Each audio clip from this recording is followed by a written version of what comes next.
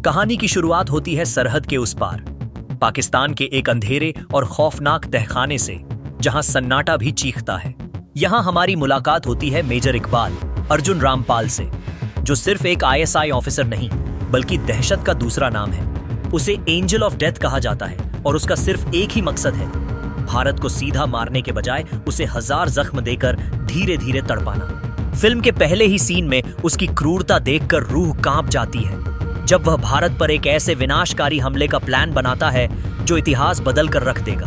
दिल्ली में जब इस खतरे की खबर पहुंचती है तो सरकार डिफेंसिव होने की सोचती है, लेकिन खुफिया एजेंसी के चीफ अजय सान्याल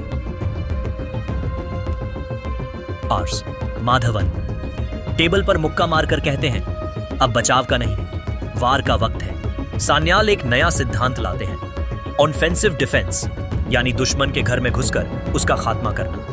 इसके लिए उन्हें एक ऐसे पागल और निडर सिपाही की जरूरत है जो मौत से न डरता हो। और तब एंट्री होती है रणवीर सिंह की, जो फिल्म में रॉथ ऑफ गॉड है। सान्याल उसे एक सुसाइड मिशन पर भेजते हैं। उसे अपनी पहचान मिटाकर आतंकवादी बनकर उसी नेटवर्क में शामिल होना है जिसे मेजर इकबाल चला रहा है। रणवीर का सफर रोंगटे खड़े कर देने वाला है। वह पाकिस्तान में घुसता है, अपनी हर पुरानी आदत को मारता है और उन लोगों का विश्वास जीतता है जो भारत के सबसे बड़े दुश्मन हैं। वह एक ऐसी दुनिया में कदम रखता है जहां एक छोटी सी चूक का मतलब है बेमौत मरना। लेकिन कहानी में असली ट्विस्ट तब आता है जब पाकिस्तान का अंडरवर्ल्ड इस खेल में कूद पड़ता है। यहाँ 2 खतरनाक खिलाड़ी और हैं, रहमान डकैत अक्षय खन्ना, जो एक शातिर क्राइम लॉर्ड है, और एसपी चौधरी असलम संजय दत्त, एक ऐसा पुलिस वाला जो कानून को अपनी जेब में रखता है।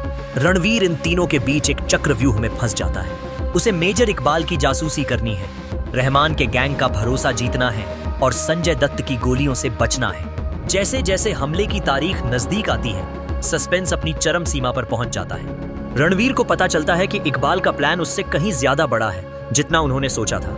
उसकी सच्चाई सामने आने ही वाली होती है कि तभी सान्याल आदेश देते हैं, अब वक्त आ गया है। क्लाइमैक्स एक महायुद्ध में बदल जाता है। रणवीर सिंह, जो अब तक छुपा हुआ था, अपना असली रूप दिखाता है। वह आतंकवादियों के ही हथियारों को उन्हीं के खिलाफ मोड़ देता है। गोलियों की बौछार, धमाके और धोखे के बीच भारतीय स्पेशल फोर्सेस वहां घुसती हैं। एक तरफ शहर जल रहा है और दूसरी तरफ रणवीर और मेजर इकबाल आमने सामने होते हैं। एक खूनी भिड़ंत होती है जहां कोई नियम नहीं बचता, सिर्फ मारना या मरना बाकी रह जाता है। आखिर में इकबाल का साम्राज्य आग की लपटों में घिर जाता है। फिल्म का अंत आंसुओं और गर्व के मिले जुले एहसास के साथ होता है। मिशन सफल होता है, भारत सुरक्षित है, लेकिन स्क्रीन पर हम अजय सान्याल और उनके घायल एजेंट को देखते हैं, जिनकी आंखों में जीत की चमक तो है, पर साथ ही उन साथियों को खोने का गम भी है जो इस अंधेरे में कहीं खो गए। कहानी यह कहते हुए खत्म होती है कि यह सिर्फ एक लड़ाई थी, असली जंग अभी बाकी है।